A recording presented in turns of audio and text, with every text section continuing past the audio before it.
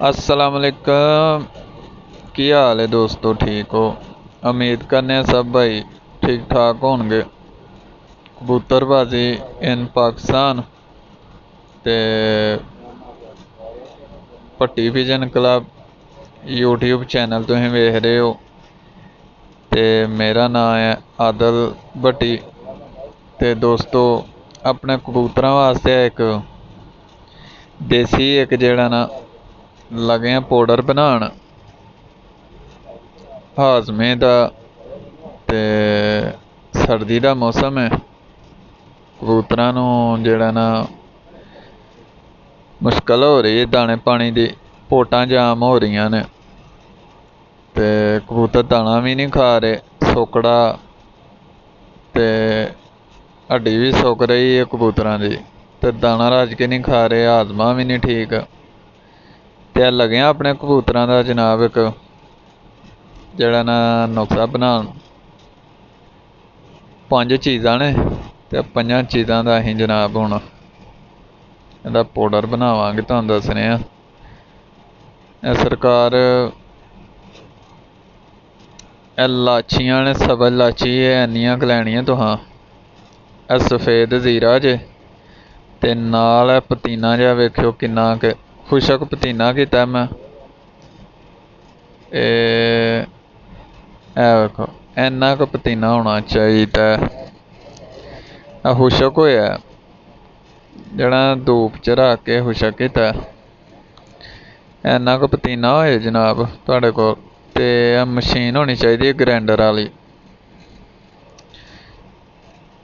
सौंफ तुसीं ले लियो जिन्नी तुहानूं वखा रहे हैं,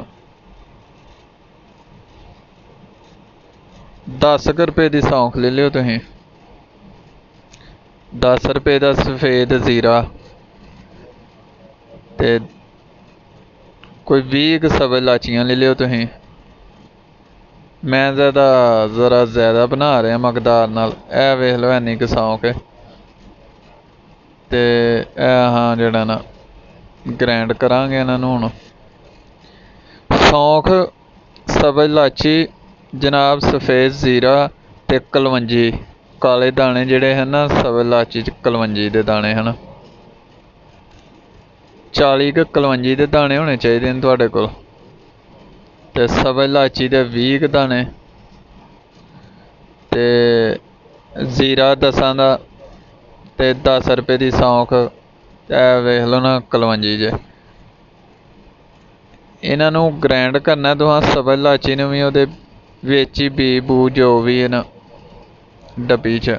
मेरे को कबूतर ने ज़्यादा ते मैं पाउडर ज़्यादा बना रहा, तुहानूं मकदार दसना वा। वेख लो इन्ना क बन गया। एहदे 2 फायदे लैने ने जनाब, बाद च तुहानूं दस्सने आ। मैं दे मजून भी बनानी है गोलियां देसी, ते पानी च भी इनू मैं यूज़ करना है। अद्धा पाउडर मैं मजून बना लेनी है ते अद्धा जेड़ा ना पानी वास्ते इस्तेमाल करना, वो भी तरीकाकार तुहानूं दस्सना वा। तुहानूं मैं दस देना 10 रुपए दी सौंफ ले लो, 10 रुपए दा सफेद ज़ीरा, सब्ज़ लाचियां 20 दाने ले लो, कलवंजी दे 40 दाने ते पुदीना खुशक होया। ते सारियां चीज़ां मैं जेड़ा ना ग्राइंड करके डब्बी च कोल रख लांगा, वेखदे पियो तुसीं। ते एह् जेह्ड़ा अद्धा पाउडर है ना, अद्धा पाउडर मैं जेड़ा ना एहदियां गोलियां बनावांगा हाजमे वास्ते, ताकत वास्ते, गर्म वास्ते, कबूतर दा हाजमा मेजा फिट रहे, प्रॉब्लम ना होए। अद्धा पाउडर लै के मैं जनाब एहदे च 10 मनक्के ते पुराना गुड़ थोड़ा जिहा ऐड करके इनू कुंडी च पा के कुट्टना है, ते जनाब एहदियां गोलियां बन जानियां ने। ओह् गोलियां मैं कोल रख लैनियां। जेह्ड़ा कबूतर मेरा कोई सोकड़े दा जां पोट बंद दा, हाजमे दा मुश्कल होंदी, मैं एक गोली रात नूं दे छड़ना, उत्तों 10 सीसी नीम गर्म पानी। कबूतर सुबह मियां मियां हो जांदा, रज के दाना खांदा। ते पानी बनाने दा तरीका, 1 लीटर पानी दे विच जेह्ड़ा ना 1 चम्मच चावल आह्ला तुसें इस पाउडर दा लै के ना रात नूं पा के ते हिला के रख लैना।